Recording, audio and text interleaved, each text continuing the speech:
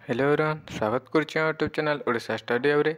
तो पिलाने जो प्लस टू सेकेंड ईयर जो पॉलिटिकल साइंस रही है तो 2 मार्क विशिष्ट केतोटी प्रश्न आम आलोचना करवा जहाँ तुम एग्जाम बहुत लाभदायक हे। जो मैंने चैनल को प्रथम थर आसुँच चैनल को सब्सक्राइब करदेव, बेल आइकन को प्रेस कर ऑल नोटिफिकेशन को ऑन करदेव जहाँद्वारा परवर्ती वीडियो आप सर्वप्रथम पाइपर। तो चलतु डेरी नक वीडियो को आरंभ करवा। तो देखो प्रथम प्रश्न रही है, सरकारिया कमिशन कौन? सरकारिया कमिशन कौन? तो केंद्र राज्य मध्य विवादर अध्ययन और समाधान जनित सुपारिश पर केंद्र सरकार जस्टिस रणजीत सिंह सरकारिया अध्यक्षतार 1983 मसीह एक कमिशन नियुक्ति करथिले। यही कमिशन 1988 मसीह निजर सुनिश्चित सुपारिश सह रिपोर्ट उपस्थापना करथिला।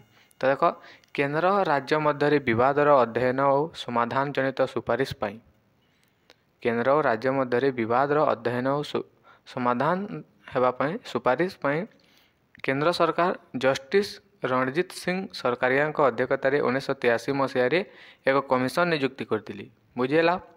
तो यही कमिशन 1988 मसीह निजर सुनिश्चित सुपारिश सह रिपोर्ट उपस्थापना करथिला। बुझेला? 2 मार्क क्वेश्चन। तो देख, नेक्स्ट रही निरस्त्रीकरण। तो निरस्त्रीकरण बा अस्त्र विरति, अस्त्र संख्या ह्रास, नियंत्रण और विलय प्रक्रिया को बुझाई थे।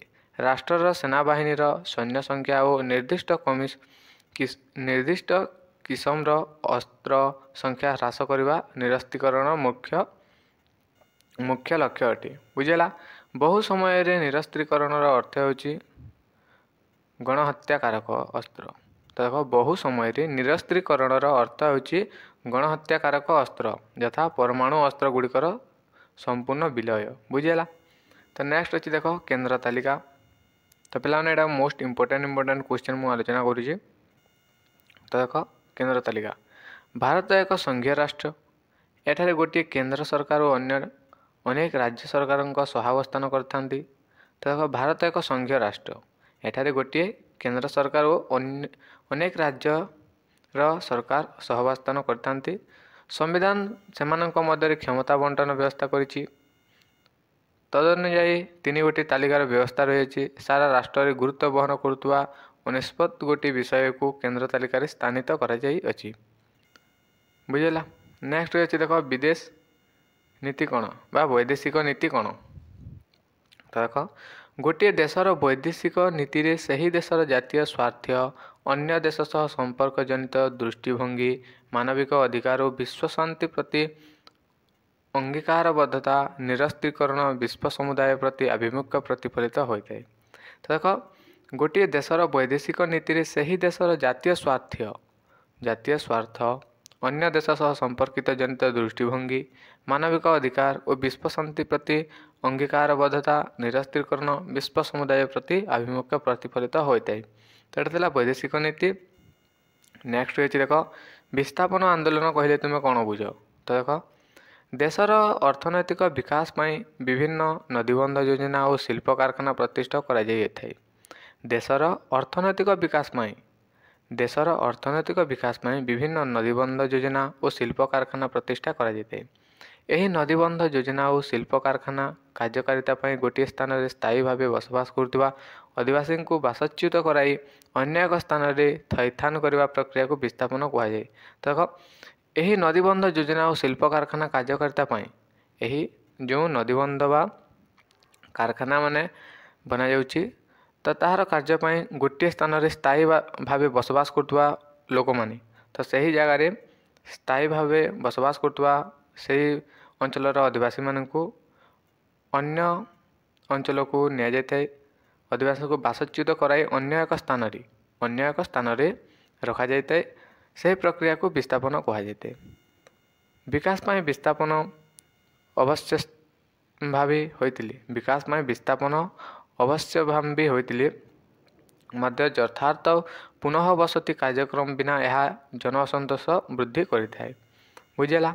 नेक्स्ट रही देख मानविक निरापत्ता कहले कौन बुझ? विश्वर समस्त जनसाधारण को भोक, रोग व्याधि और दमन रक्षा करने को मानविक निरापत्ता कहुए। ଦେଖ ବିଶ୍ୱର ସମସ୍ତ ଜନସାଧାରଣଙ୍କୁ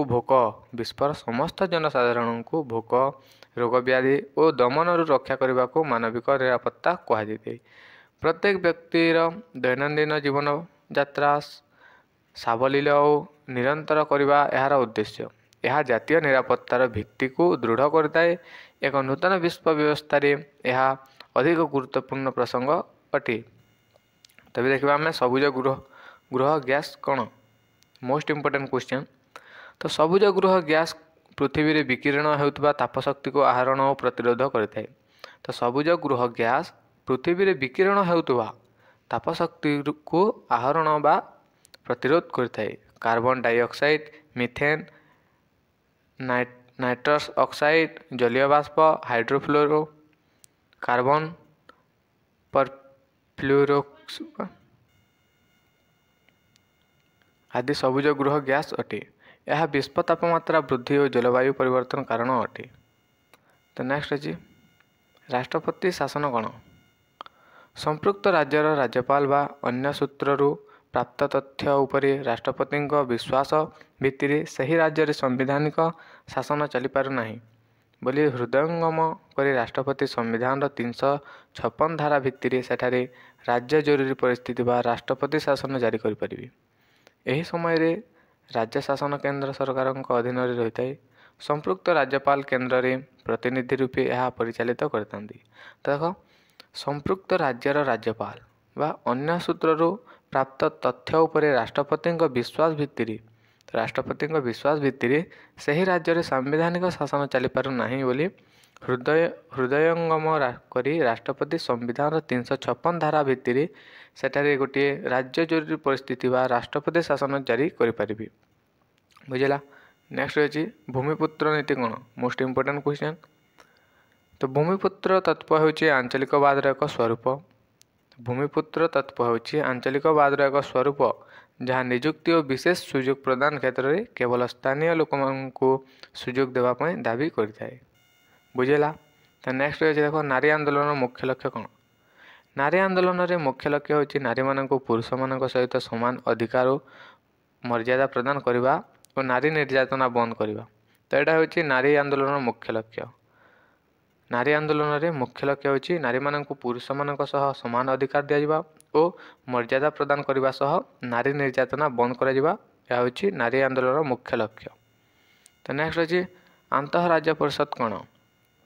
ସର୍ବସାଧାରଣ ସ୍ୱାର୍ଥ ସଂରକ୍ଷଣ ଉଦ୍ଦେଶ୍ୟରେ ରାଷ୍ଟ୍ରପତି ଆନ୍ତଃରାଜ୍ୟ ପରିଷଦ ଗଠନ କରିପାରିବେ ବୋଲି ସମ୍ବିଧାନର 263 ଧାରାରେ ବର୍ଣ୍ଣନା କରାଯାଇଛି। ଏହି ପରିଷଦ ନିମ୍ନଲିଖିତ କାର୍ଯ୍ୟଗୁଡ଼ିକର ସମ୍ପାଦନ କରିବ। ତ ସର୍ବସାଧାରଣ ସ୍ୱାର୍ଥ ସଂରକ୍ଷଣ ଉଦ୍ଦେଶ୍ୟରେ ରାଷ୍ଟ୍ରପତି ଆନ୍ତଃରାଜ୍ୟ ପରିଷଦ ଗଠନ କରିପାରିବେ ବୋଲି ସମ୍ବିଧାନର 263 ଧାରାରେ ବର୍ଣ୍ଣନା କରାଯାଇଛି। ତ ଗୋଟେ ପଏଣ୍ଟ ହେଉଛି ଦେଖ ରାଜ୍ୟ ମଧ୍ୟରେ ଉପୁଜିଥିବା ସଂଘର୍ଷଣ ଅନୁସନ୍ଧାନ ଓ ସମାଧାନ ନିମନ୍ତେ ପରାମର୍ଶ ପ୍ରଦାନ କରିବା। ତ ରାଜ୍ୟ ମଧ୍ୟରେ ଓ କେନ୍ଦ୍ର ରାଜ୍ୟ ମଧ୍ୟରେ। ତ ନେକ୍ସଟ ଅଛି ଲାହୋର ଘୋଷଣାନାମା କ'ଣ? ତ 1949 ମସିହା ଫେବୃଆରୀ 3 ତାରିଖରେ ଭାରତର ତତ୍କାଳୀନ ପ୍ରଧାନମନ୍ତ୍ରୀ ଅଟଳ ବିହାରୀ ବାଜପେୟୀ ଦିଲ୍ଲୀରୁ ଲାହୋର ପର୍ଯ୍ୟନ୍ତ ବସ୍ରେ ଯାତ୍ରା କରି ବସ୍ ଚଳାଚଳର ଶୁଭାରମ୍ଭ କରିଥିଲେ। ଲାହୋରଠାରେ ଯେଉଁ ଘୋଷଣାନାମା ପ୍ରକାଶିତ ହୋଇଥିଲା ତାହା ଲାହୋର ଘୋଷଣାନାମା ଭାବେ ପରିଚିତ ହୋଇଛି। ତ ଏହି ଘୋଷଣାନାମାରେ ସିମଲା ରାଜିନାମା ଅନୁସାରେ କାଶ୍ମୀର ସମସ୍ୟାର ସମାଧାନ ପାଇଁ ଘୋଷଣା କରାଯାଇଥିଲା।